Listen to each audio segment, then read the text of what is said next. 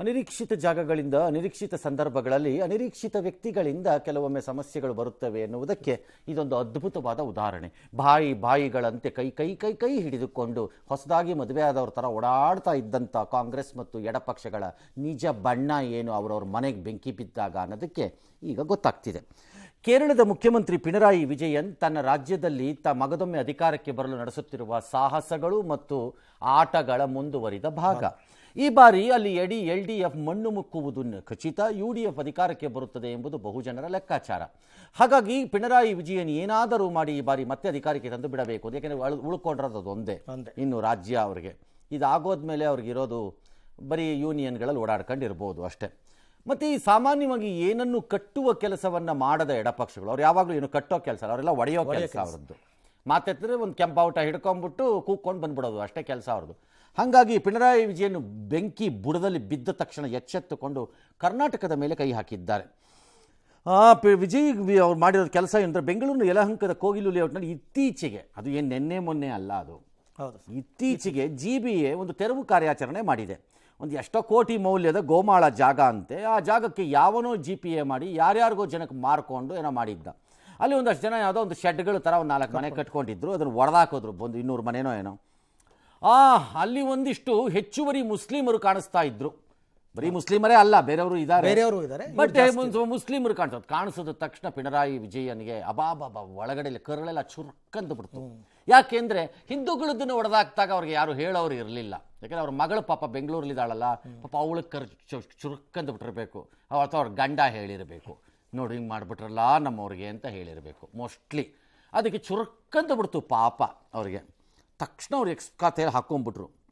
ಕರ್ನಾಟಕ ಉತ್ತರ ಪ್ರದೇಶದ ರೀತಿ ಬುಲ್ಡೋಸರ್ ನ್ಯಾಯ ಮಾಡ್ತಾ ಇದೆ ನೋಡಿ. ಅಲ್ಲಿ ಯೋಗಿ ಮಾಡ್ದಂಗೆ ಇಲ್ಲೂ ಇವರು ಅಲ್ಪಸಂಖ್ಯಾತನ ಗುರಿಯಾಗಿಸ್ಕೊಂಡು ಫಸ್ಟು ಈ ಮಹಾಮುಖಂಡ ಮೂರ್ಖ ನಾಯಕನಿಗೆ ಜ್ಞಾನ ಇಲ್ಲ, ಅಲ್ಲಿ ಬರೀ ಮುಸ್ಲಿಮರು ಅಲ್ಲ ಅಂತ. ಒಂದು ವೇಳೆ ಅವರೇ ಆಗಿದ್ರು ಏನೀಗ ಅನ್ನೋ ಜ್ಞಾನ ಇರಬೇಕಾಗಿತ್ತು, ಒಂದು ಆಡಳಿತ ನಡೆಸುವ ಅನುಭವದ ಆಧಾರದ ಮೇಲೆ.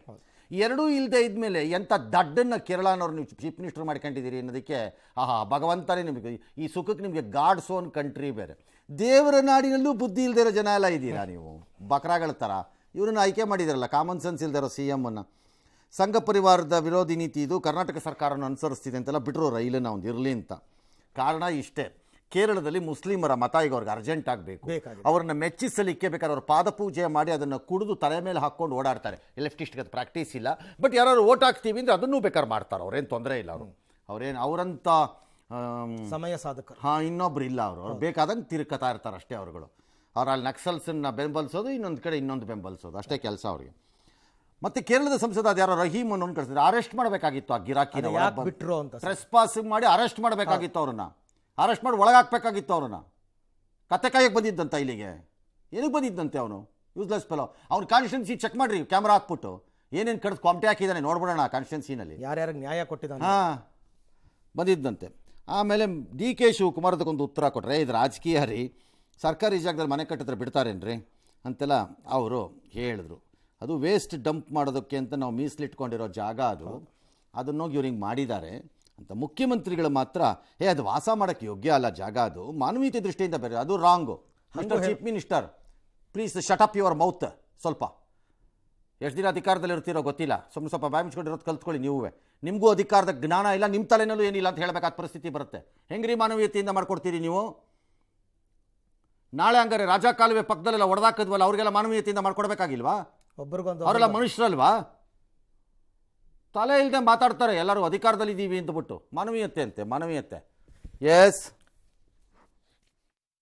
180 വീടുകളുടെ ബുൾഡോസർ കയറി ഇറങ്ങിയ അവശിഷ്ടങ്ങളാണ്. 180 ಅಲ್ಲಿ ಅನಾಥರೈಸ್ಡ್ ಇದ್ರು. ಅದು ಯಾವತ್ತೂ ಅದಕ್ಕೆ ಸೇಫ್ಟಿ ಇಲ್ಲ. ಅದು ಆ ಕಾರಣಕ್ಕೋಸ್ಕರ ಅವ್ರನ್ನ ಅನಾಥರೈಸ್ಡ್ ಆಕ್ಯುಪೆಂಟ್ಸ್ ಇದ್ರಲ್ಲ, ಅದಕ್ಕೋಸ್ಕರ ಖಾಲಿ ಮಾಡಿಸಿದ್ದಾರೆ. Most of them are migrants, ಬೇರೆ ಕಡೆಯಿಂದ ಬಂದಿರೋರು. ಮಾನವೀಯತೆ ದೃಷ್ಟಿಯಿಂದ ಅವ್ರಿಗೆ we have tried to protect the public place. It is a site allotted for putting waste management. I am sending a report to my party also, my Kerala leaders also. Some people they have encroached. It is a ದಯವಿಟ್ಟು ಅದ್ರ ಬಗ್ಗೆ ಹೆಚ್ಚು ಚರ್ಚೆ ಮಾಡಬೇಡಿ. ಸಿದ್ದರಾಮಯ್ಯನವರು ಜಮೀರ್ ಅಹಮದ್ ಗೊತ್ತಾದ್ರೆ ಅವರೇ ಜಮೀನ್ ತಗೊಂಡು ಮತ್ತೆ ಲೇಔಟ್ ಮಾಡಕ್ ಹೋಗ್ತಾರೆ. ಇದ್ರೆ ಮಾಡ್ಕೊಳ್ಳಿ ಅವರು. ಬಟ್ ಮೈಗ್ರೆಂಟ್ ಆಗಿ ಬಂದು ಏನು ಅಪ್ಪನ ಮನೆ ಆಸ್ತಿ ತರ ದಿಮಾಕ್ ಮಾಡೋದಕ್ಕೆ ಕೇರಳ ಕರ್ಕೊಂಡೋಗಿ ಇಟ್ಕೊಳ್ಳಪ್ಪ ವಿಜಯ, ನಿನ್ನ ಮನೆ ಕಾಂಪೌಂಡಲ್ಲೇ ಇಟ್ಕೊ, ಯಾವನ್ ಬೇಡ ಅಂದವನು ನೀನು. ಇದೇ ರೋಹಿಂಗ್ಯಾಸ್ಗೆ, ಇದೇ ಬಾಂಗ್ಲಾದೇಶದಿಂದ ಬಂದಿರೋ ಕಚಡಗಳಿಗೆ ಯಾಕೆ ವಿಜಯನ್ಗೆ ಕರಳು ಚುರುಕನ್ಲಿಲ್ವಾ? ಬಾಂಗ್ಲಾದೇಶದಲ್ಲಿ ಹಿಂದೂ ಸತ್ತಾಗ ಅದ್ರ ಬಗ್ಗೆ ಗೊತ್ತೇ ಇಲ್ಲ. ಸತ್ತೋದ್ನ ಸಾಯ್ಲಿ ಬಿಡ್ರಿ, ಹಿಂದೂ ತಾನೆ ಸಾಯ್ಲಿ ಬಿಡಿ. ಯಾಕೆ ನನ್ನ ಮನೆಯಲ್ಲ ಮುಸ್ಲಿಂ, ನಾವು ಆ ಕಡೆ ಇರೋದಪ್ಪ, ನಮ್ಮ ಸಂಬಂಧ ಇಲ್ಲ ಅಂತ ನಾಚಿಕೆ ಆಗದೆ ಇರೋ ಯೋಗ್ಯರಲ್ಲ ರಾಜ್ಯಗಳು ಒಪ್ಪಿಸ್ಬಿಟ್ಟಿದ್ದೀವಿ. ಅದಕ್ಕೆ ಹಿಂಗಾಗಿದ್ದು.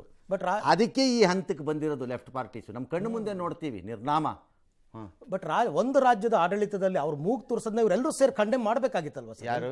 ಸಿದ್ದರಾಮಯ್ಯನವರ ಮಾಡಬೇಕು. ಸಿದ್ದರಾಮಯ್ಯನವ್ರಿಗೂ ಬೆನ್ಮೂಳೆ ಇಲ್ಲ, ನಾವೇನು ಮಾಡೋಣ? ಅವ್ರಿಗೂ ಬೆನ್ಮೂಳೆ ಇಲ್ಲ. ಅವ್ರಿಗೆ ಈಗ ಅರ್ಜೆಂಟಾಗಿ ಬೇಕಾಗಿರೋದು ನೀನು ಸಿ ಎಮ್ ಅಪ್ಪ ಪರ್ಮನೆಂಟ್ ಅಂತ ಹೇಳ್ಬಿಟ್ರೆ ಸಾಕಾಗಿದೆ ಅವ್ರಿಗೆ. ನಿಮಗೂ ಬೆನ್ಮೂಳೆ ಇಲ್ವಾ ಹಂಗಾರೆ? ಚೀಫ್ ಮಿನಿಸ್ಟರ್ಗೆ ಹೇಳೋಕ್ಕಾಗಲ್ವಾ? ಏಯ್, what sort of a chief minister you are is a being a neighbouring ಸ್ಟೇಟಿಂದ? What rubbish you are talking ಅಂತ ಹೇಳಬೇಕೋ ಬೇಡವೋ? ನಿಮ್ದು ನೀವು ನೋಡ್ಕೊಳ್ರಪ್ಪ ಅಂತ ಹೇಳಬೇಕೋ ಬೇಡವೋ? ಆಮೇಲೆ ನಂಬರ್ 2, ಏನೀಗ ಮೈಗ್ರೆಂಟ್ ಇಲ್ಲಿರೋರಿಗೆ ಕೊಡೋಕ್ಕಾಗಿಲ್ಲ ನಮ್ಮಲ್ಲಿ ಕರೆಕ್ಟಾಗಿ ಸ್ಲಮ್ ಕ್ಲಿಯರೆನ್ಸಲ್ಲಿ. ಎಲ್ಲಿಂದನೋ ಬಂದು ಮೈಗ್ರೆಂಟ್ ಆಗಿ ಬಂದು ಶಟ್ ಹಾಕ್ಬಿಟ್ಟಂತೆ ಕೊಟ್ಬಿಡ್ಬೇಕಂತೆ ಅವ್ರಿಗೆ. ನಿಮ್ಮ ಮನೆಯಲ್ಲೇ ಕೊಟ್ಕೊಳ್ರಿ ಚೀಫ್ ಮಿನಿಸ್ಟ್ರು. ಮೈಸೂರಲ್ಲಿ ಯಾವ್ದಾರು ಒಂದು ಸೈಟ್ ಹುಡುಕ್ಬಿಟ್ಟು ಎಲ್ಲರೂ ಕರ್ಕೊಂಡೋಗಿ ಅಕಾಮಿಡೇಟ್ ಮಾಡ್ಕೊಳ್ಳಿ, ಯಾವನ್ ಬೇಡ ಅಂದವನು ನಿಮ್ಮನ್ನು. ಸರ್ಕಾರದ ಜಮೀನು ಆದಮೇಲೆ ಮುಗಿದೋಯ್ತು ಕತೆ ಅಷ್ಟೇ. ನಾಳೆ ಹಂಗಾರೆ ಈಗ ಹಿಂದೂಗಳದ್ದು ಯಾವ್ದಾದ್ರು ತೆರವು ಮಾಡಿದಾಗ ಯೋಗಿ ಆದಿತ್ಯನಾಥ್ ಕೈಲಿ ಒಂದು ಹಾಕಿಸ್ತೀವಿ ನಾವು ಇದೇ ಥರ. ಆಗೇನು ಮಾಡ್ತೀರಿ ಸಿದ್ದರಾಮಯ್ಯನವರು ಮಾನವೀಯತೆ ದೃಷ್ಟಿಯಿಂದ? ಯಾಕೆ ಆಗ ನಿಮ್ಮ ಕರಳು ಚುಲ್ಕನಲ್ಲ. ಈ ಕಾರಣಕ್ಕೇನೆ ಕಾಂಗ್ರೆಸ್ ಶುಡ್ ಬಿ ಡಿಫೀಟೆಡ್ ಅಂತ ಭಾಳ ಜನ ಮಾತಾಡೋದು. ಹೌದು, ಕರೆಕ್ಟ್. ಇದಕ್ಕೇನೆ ಈ ಹಂತಕ್ಕೆ ನಿಮ್ಮನ್ನು ತಂದಿರೋದು ದೇಶ. ಇಲ್ಲಿ ಮುಸ್ಲಿಮರನ್ನ ಪ್ಲೀಸ್ ಮಾಡಿದ್ರೆ ಕೇರಳದವ್ರು ಓಟ್ ಹಾಕ್ತಾರ ಸರ್? ಅವ್ರು ಏನು ಬೇಕಾದ್ರೂ ಮಾಡ್ಕೊಳ್ಳಿ, ನಮ್ಮ ರಾಜ್ಯದ ಕತೆ ನಮಗೆ. ಚೀಫ್ ಡಿ ಕೆ ಶಿವಕುಮಾರು ಅಷ್ಟೇ ಹೇಳಬೇಕಾಗಿತ್ತು, ಅಟ್ಲೀಸ್ಟ್ ಸ್ವಲ್ಪ ಬೆಟ್ರು ನೋಡ್ಕೋತೀವಿ ಅಂತ, ಸ್ವಲ್ಪ ಬೆಟ್ರು. ಎಸ್, ಜೀನಿ ಸ್ಲಿಮ್ ತಗೊಳಕ್ಕೆ ಸ್ಟಾರ್ಟ್ ಮಾಡಿದ್ನು ಅವಾಗ ಮಂತ್ಲಿ ಪೀರಿಯಡ್ಸ್ ಆಗ್ತಾ ಇದೀನಿ. PCOD ಪ್ರಾಬ್ಲಮ್ ನಾರ್ಮಲ್ ಆಗಿದೆ, ಥೈರಾಯ್ಡ್ ನಾರ್ಮಲ್ ಆಗಿದೆ. ಪೀರಿಯಡ್ಸ್ ಎಲ್ಲ 6 ಮಂತ್ ಆದ್ರೂ ಆಗ್ತಾ ಇದಿಲ್ಲ, ಇವಾಗ ರೆಗ್ಯುಲರ್ ಪೀರಿಯಡ್ಸ್ ಆಗ್ತಾ ಇದೆ. ಜೀನಿ ಸ್ಲಿಮ್ ನ ಯೂಸ್ ಮಾಡಿ 8 ತಿಂಗಳಲ್ಲಿ 55 kg ಸಣ್ಣ ಆಗಿದ್ದಾರೆ. ಜೀನಿ ಸ್ಲಿಮ್ ತಗೊಳ್ಳಿ, ಬೇಗ ಸಣ್ಣ ಆಗ್ತೀರಾ, ಫ್ಯಾಟ್ ಲಾಸ್ ಆಗ್ತದೆ. ಜೀನಿ ಸ್ಲಿಮ್ ನ ಯೂಸ್ ಮಾಡಿ 100% ಯಾವುದೇ ಸೈಡ್ ಎಫೆಕ್ಟ್ ಇಲ್ದಂಗೆ ಸಣ್ಣ ಆಗ್ತೀರಾ. ಮಹಾತ್ಮ ಗಾಂಧಿ ರಾಷ್ಟ್ರೀಯ ಗ್ರಾಮೀಣ ಉದ್ಯೋಗ ಖಾತ್ರಿ ಯೋಜನೆ ಮನ್ರೇಗಾ ಹೆಸರು ಬದಲಾಯಿಸಿರೋ ಕೇಂದ್ರದ ಮೋದಿ ಸರ್ಕಾರದ ವಿರುದ್ಧ ಕಾಂಗ್ರೆಸ್ ರಣಕಹಳೆ ಮೊಳಗಿಸಿದೆ. ಜನವರಿ 5ರಿಂದ ಎಲ್ಲಾ ರಾಜ್ಯಗಳಲ್ಲಿ ಹೋರಾಟ ರೂಪಿಸುವಂತೆ ಎಐಸಿಸಿ ಸಭೆ ನಿರ್ಧರಿಸಿದೆ. ದೆಹಲಿಯ ಎಐಸಿಸಿ ಕಚೇರಿ ಇಂದಿರಾ ಭವನದಲ್ಲಿ ನಡೆದ ಕಾಂಗ್ರೆಸ್ ಕಾರ್ಯಕಾರಿಣಿ ಸಭೆಯಲ್ಲಿ ಎಐಸಿಸಿ ಅಧ್ಯಕ್ಷ ಖರ್ಗೆ ಅವರು ಮಾತನಾಡಿ, ಮನ್ರೇಗಾ ಕೇವಲ ಒಂದು ಯೋಜನೆಯಲ್ಲ, ಸಾಂವಿಧಾನಿಕವಾಗಿ ಖಾತರಿಪಡಿಸಿದ ಕೆಲಸ ಮಾಡೋ ಹಕ್ಕು. ಅದನ್ನು ದುರ್ಬಲಗೊಳಿಸೋದು ಅಥವಾ ತೆಗೆದುಹಾಕೋದು ಬಡವರು ಮತ್ತು ಕಾರ್ಮಿಕರ ಹಕ್ಕುಗಳ ಮೇಲಿನ ನೇರ ದಾಳಿ. ಕೇಂದ್ರ ಸರ್ಕಾರ ಬಡವರ ಬೆನ್ನಿಗೆ ಚೂರಿ ಹಾಕಿದೆ. ಈ ವಿಷಯವನ್ನು ಸಾರ್ವಜನಿಕವಾಗಿ ಚರ್ಚೆ ಮಾಡಬೇಕಾಗಿದೆ ಅಂತೆಲ್ಲ ಹೇಳಿದ್ರು. ಇದಕ್ಕೆ ಸೋನಿಯಾ, ರಾಹುಲ್ ಅವರೆಲ್ಲ ಬೆಂಬಲ ಕೊಟ್ಟರು. ಮುಂಬರುವ 5 ರಾಜ್ಯಗಳ ಚುನಾವಣೆ ಮತಗಳು ಇದೆಲ್ಲದರ ಬಗ್ಗೆ ಸಭೆಯಲ್ಲಿ ಚರ್ಚೆ ಮಾಡಿದ್ದಾರೆ. ಸಿದ್ದರಾಮಯ್ಯ, ಶಶಿ ತರೂರ್ ಅವರೆಲ್ಲರೂ ಕೂಡ ಸಭೆಯಲ್ಲಿ ಭಾಗಿಯಾಗಿದ್ದರು. ಮಾಡ್ಕೊಳ್ಳಿ ಬಿಡ್ರಿ, ಏನು ಮಾಡ್ತಾನೆ ಇರ್ತಾರೆ, ಸೋಲ್ತಾನೆ ಇರ್ತಾರೆ, ಮನೆಗೆ ಹೋಯ್ತಾನೆ ಇರ್ತಾರೆ, ಮಾಡ್ಕೊಳ್ಳಿ ಬಿಡ್ರಿ. ಅಲ್ಲ ಸರ್, ಇದೊಂದು ವಿಚಾರನ ಇಟ್ಕೊಂಡು ಈಗ ಅವ್ರಿಗೆ ಯಾವುದೋ ಇಶ್ಯೂ ಇಲ್ಲ ಇಲ್ಲಿ ತನಕ. ಮನ್ರೇಗಾ ಯೋಜನೆ ಬಡವರಿಗೆ ಚೂರಿ ಅಲ್ಲ. ಗಾಂಧೀಜಿ ಹೆಸರನ್ನ ಬದಲಾಯಿಸಿರೋದಕ್ಕೆ ನಿಮ್ಮ ಅಬ್ಜೆಕ್ಷನ್ ಇರಬಹುದು. ನಾನು ಅದಕ್ಕೆ ಅದನ್ನ ಕ್ಯಾನ್ಸಲ್ ಮಾಡಿ, ಅದರಿಂದ ಏನು ಪ್ರಯೋಜನವೂ ಇಲ್ಲ. ಯಾಕೆ ಮಾಡಿದಾರೋ ಅವರು ನನಗೆ ಗೊತ್ತಿಲ್ಲ ಅದು. ಆದರೆ ಬಡವರಿಗೆ ಚೂರಿ ಅಲ್ಲ. ಯಾಕೆ? ರಾಜ್ಯಗಳಿಗೆ ಸಮಸ್ಯೆ ಆಗಬಹುದು. ಫಂಡಿಂಗಲ್ಲಿ 60-40 ಅನುಪಾತಕ್ಕೆ ಬರುತ್ತೆ. ಅದು 40 ದುಡ್ಡನ್ನು ನಾವು ರಾಜ್ಯಗಳು ಕೊಡಬೇಕು. ಇಲ್ಲಿಯವರೆಗೆ 100% ಕೇಂದ್ರ ಇತ್ತು, ನಂಬರ್ 1. ಆದರೆ ಕೇಂದ್ರ ಸರ್ಕಾರದ ಹಳೆ ಡಾಟಾನ ತೆಗೆಸ್ತೀನಿ ನಾಳೆ ನಾಳಿದ್ದು ಸೋಮವಾರ ಕಳೆದ ಮೇಲೆ ಮನ್ರೇಗಾಗ ಅಲೋಕೇಟ್ ಮಾಡ್ತಿರೋ ಫಂಡೇ ಇಳಿಸ್ತಾ ಬಂದುಬಿಟ್ಟಿದ್ದಾರೆ ಇವ್ರುಗಳು, ನಂಬರ್ 1. ನಂಬರ್ 2, 40% ದುಡ್ಡನ್ನು ರಾಜ್ಯಗಳು ಭರಿಸಲಿಕ್ಕೆ ನನ್ನ ಪ್ರಕಾರ ಬಹುತೇಕ ರಾಜ್ಯಗಳಿಗೆ ಶಕ್ತಿ ಇದ್ದಂಗೆ ಇಲ್ಲ. ಕಾರಣ, ಎಲ್ಲ ರಾಜ್ಯಗಳು ಭಿಕ್ಷುಕ ರಾಜ್ಯಗಳು. ಈಗ ಎಲ್ಲರೂ ಭಿಕ್ಷುಕರೀಗ ಸಾಲದ ಮೇಲೆ ಬದುಕುತ್ತಿರುವವರು. ಇದರ ಮಧ್ಯೆ ಹೊಡೆದು ತಿನ್ನಲು ಒಂದಿಷ್ಟು ಬೇಕು, ಚಪ್ಪರಿಸಿಕೊಂಡು ತಿನ್ನಕ್ಕೆ ಬೇಕು. ಜನರನ್ನ ಮೋಸ ಮಾಡೋಕ್ಕೆ, ಮಣ್ಣು ಹಾಕಕ್ಕೆ ಕಣ್ಣಿಗೆ ಅಲ್ಲಿ ತ್ಯಾಪೆ, ಇಲ್ಲಿ ರಸ್ತೆ, ಅಲ್ಲಿ ಬಿದ್ದೋಗೋ ಬ್ರಿಡ್ಜು, ಇವೆಲ್ಲ ಕಟ್ಟಕ್ಕೊಂಚೂರು ದುಡ್ಡು ಬೇಕು. 3ನೇದು ಸಾಲ ಮರುಪಾವತಿ ಮಾಡಬೇಕು. 4ನೇದು ಚುನಾವಣೆಯಲ್ಲಿ ಓಟ್ ಹಾಕಿಸ್ಕೊಳ್ಳೋಕ್ಕೆ ಫ್ರೀ ಬಿ ಕೊಟ್ಟಿದ್ದಕ್ಕೆ ಅದಕ್ಕೆ ಕಾಸನ್ನು ತರಬೇಕು. ಹಾಗಾಗಿ ಯಾರ ಹತ್ರನೂ ಕಾಸಿಲ್ಲ.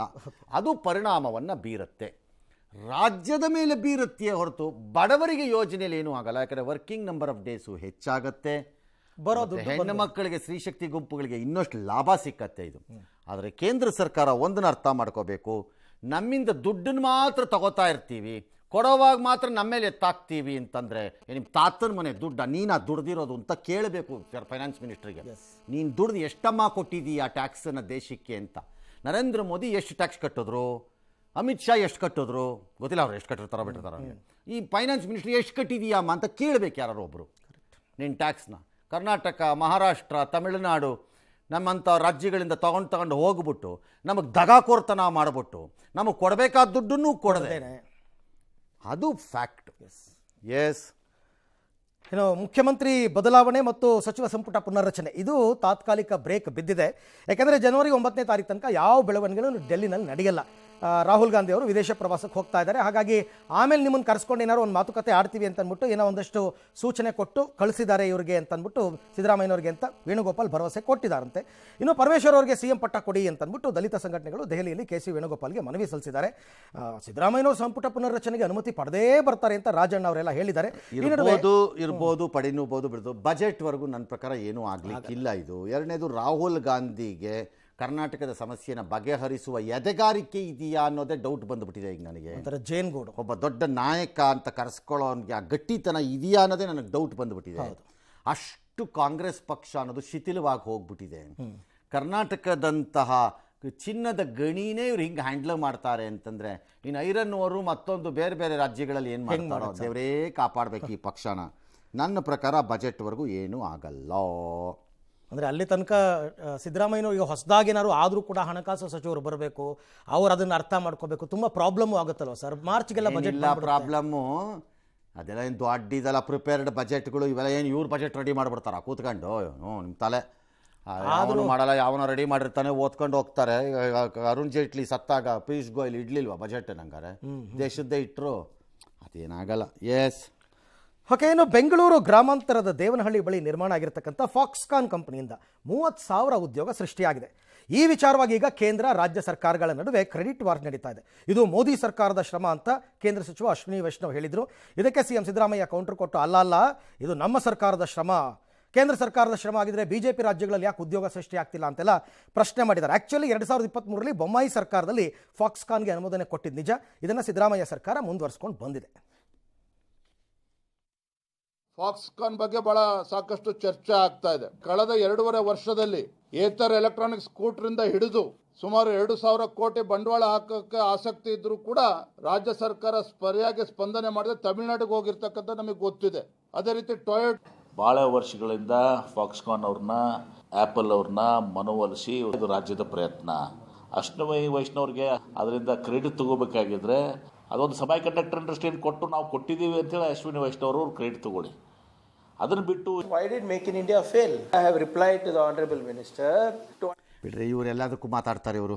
ಈಗ ಪ್ರಿಯಾಂಕ್ ಖರ್ಗೆ ಮಾತಾಡಿದ್ರಲ್ಲಪ್ಪ ಇಷ್ಟೆಲ್ಲ, ಇದು ಗಾಂಧೀಜಿ ಮೇಲೆ RSSಗೆ ದ್ವೇಷ ಇದೆ, ಅದಕ್ಕೆ ಮನ್ರೇಗಾ ಬದಲಾಯಿಸ್ತಿದ್ದಾರೆ, ಅದಕ್ಕೂ ಮಾತಾಡಿದ್ದಾರೆ. ಬಿಲ್ ಹೆಸರು ಜಿ ನಾಥುರಾಮ್ ಜಿ ಅಂತ ಮಾಡ್ಕೊಂಡ್ಬಿಡಿ. ನಿಮ್ಮ ಚೀಫ್ ಮಿನಿಸ್ಟರ್ಗೆ ಮಿಸ್ಟರ್ ಪ್ರಿಯಾಂಕ್ ಖರ್ಗೆ ಎಂಬ ಘನತೆವೆತ್ತ ಪವರ್ಫುಲ್ ಲೀಡ್ರು ಅದೇ ಗಾಂಧೀಜಿ ಹೇಳಿದ್ದ ಕುಡಿತಾ ಬೇಡ, ಲೈಸೆನ್ಸ್ ಸ್ಟಾಪ್ ಮಾಡಿ ಅಂತ ಹೇಳಿ ನೋಡೋಣ. ತಾಕತ್ತಿದ್ರೆ